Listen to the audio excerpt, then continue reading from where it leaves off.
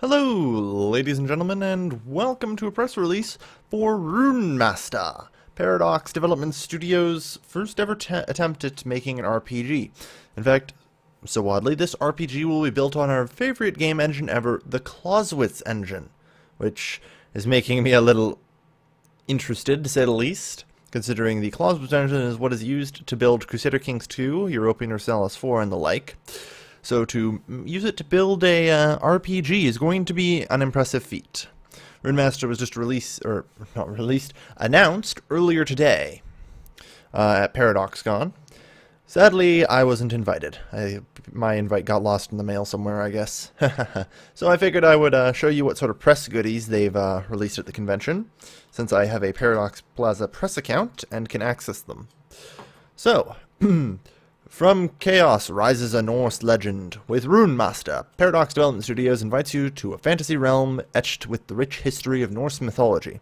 In this RPG, you are a hero in a time of chaotic upheaval. Explore the 6 worlds of Norse mythology, amass your forces and vanquish your enemies on the battlefield in the name of your chosen god. Will you choose to enforce change for that? I should stop doing that voice. For those that crave it, or will you seek to maintain the status quo, for better or worse? You alone can determine the fate of the world. You are alone are master of your own saga. So, the RuneMaster experience. Vast vistas to explore. Wander the 6 worlds of Norse mythology, from the lofty forests of Midgard to the fires of Muspelheim? I believe? Yeah, Muspelheim. Each time you start a new campaign, the world is procedurally generated to ensure each adventure is a venture into exciting and unknown. Rich tactical combat. Recruit and command expensive range of units with unique abilities. Learn to use your troops and the terrain of the battlefield to crush your enemies. Emergent storytelling. Who are you, and the choices you make will have a direct impact on the journeys you embark on. The game's procedural quest system will take note of your deeds and challenge you accordingly. No 2 playthroughs will ever be the same. So I've got a pile of in-game screenshots here, where we can see what appears to be, I suppose, the player character. In Midgard. And you can see pretty basic system. Gold, what I guess is armor, level, and health, as well as a portrait. So a pretty basic UI so far. And it looks kind of interesting. It looks kind of Diablo-esque. In fact, very Diablo-esque. And that's going to be interesting. Diablo 2 kind of set in Norse mythology. That is a game I would be interested in. Here we have, oh good god, another picture. This guy apparently has no health, but hey, you can view the hero. He has much less armor, which is to be expected. He looks like a mage. Svartalfheim. Frig if I could pronounce these crazy Scandinavian words. I don't know. But yeah. Cool glowing mushroom caves, full of deep death chasms, glowing mushrooms, pillars, and crazy... Does stalactites grow from the ceiling? Or is it stalagmites that grow from the ceiling? I think tights grow from the ceiling and mites grow from... No, mites grow from the ceiling, tights grow... Yeah, so stalactites. No. I don't know. One of the two. I forget which one's which. Stalag somethings growing from the floor, and probably also the ceiling. But, again, Diablo-esque, you can't see the ceiling. Again, no health, 50 gold, only 2 armor. This guy looks like he'd be a melee fighter. And what appears to be something related to a quest log, and a Y button. You know, this was also the X button.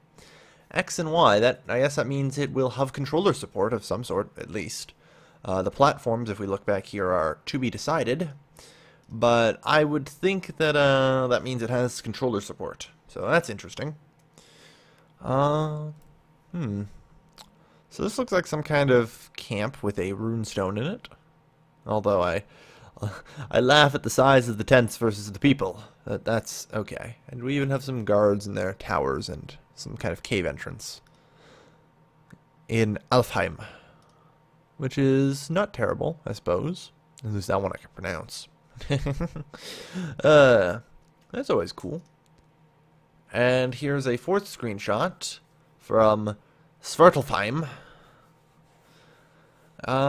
which appears to be the ruins of a church of sorts. in a cave full of crazy glowing crystals and trolls. I have absolutely no idea what kind of troll they are, or their Nordic name. But I think this is similar to what we were seeing here. Yeah, it's the same region, but they definitely look different. Doop, doop. I don't know why everyone seems to have 0 health. I'm just assuming it's a bug. At how early in the development cycle it is to say the release is next winter. That means a full year away. Whatever, it doesn't really matter this early in the development. But it should look interesting, to say the least. And more Svartalfheim, and I believe that is the door to Helheim. Based on just what I know of Nordic mythology. Wild guess, throwing that out there. Don't quote me on it, though. And, you know, you've got your character, again, running around what appears to be vast caverns.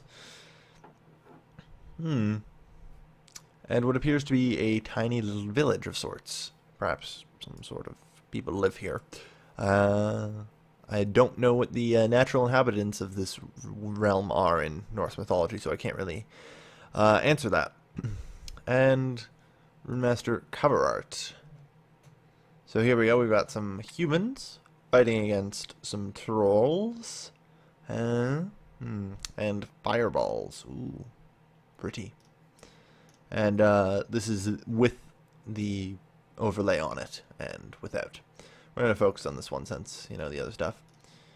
Again, more trolls and some sort of human army. You can see it's very, you know, you got Nordic-styled swords and chainmail, as well as the helmets. They're dead giveaways. So this is very interesting. Can't wait to see what it's all about. And here we've got some, what is it called? Concept art? Yeah, concept art of the game, where we appear to have what I dare call Helm's Deep. It looks a little bit like Helm's Deep. I'm sorry, Paradox. Just a little bit. Which is interesting. It's got gigantic open gates into what I assume is a flaming street. Yep. That city's opening street is on fire. It is one hell of a way to greet your visitors, that's for certain. And the Midgard concept art. Is this, no, this is just concept art. This is Midgard concept art. Or Jotunheim concept art, of course, sorry. And here we have a person, a wolf, a runestone, a village in the distance, and ravens over a beautiful lush valley. Very nice. Very beautiful. Almost looks like it almost kind of looks like something that, you know, I would have seen for Crusader Kings 2, The Old Gods. I wonder if they ever crossed the cover art there, or not, or concept art, I mean. And Svartalfheim. I am butchering it, and I apologize. I am a native North American. Your crazy Scandinavian words confuse me, and they scare me. And let's see, what else? So, we've got what appears to be the caves that we were seeing before, and what appears to be a hero here, and a bridge full of people into a bunch of flaming buildings, because everything in Norse times was on fire. Loki, you and your fire giants, what are you doing? Stop. But seriously, so this does look pretty cool. I mean, the idea of this is what you'd be running around in a Diablo-esque style, you know, isometric RPG. I guess that's probably the best way to describe this game. It seems pretty good to me. Alright. And looks to be the last of the concept art. I have one more thing to show you before we go. And that is a trailer. Oh god. There we go. Good, it works. Hee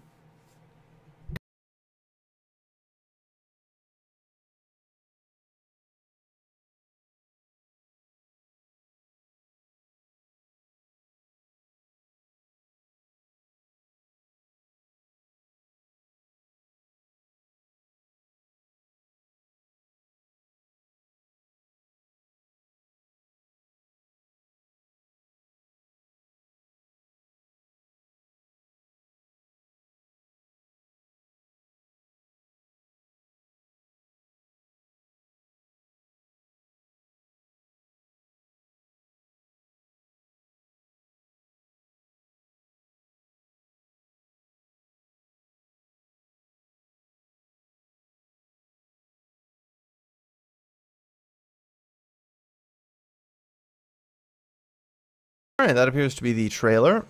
Well, that was lovely. So, with that, I think I can conclude this press release. Thank you, as they were talking about that, you can go to RuneMasterGame.com to go check out more about it and subscribe to the newsletter and all that and find out all about it. I'm interested to see Paradox's attempt at making an RPG. I guess we will find out, huh? Thank you everybody for watching. As always, this has been your lovely host, Calvin, signing off.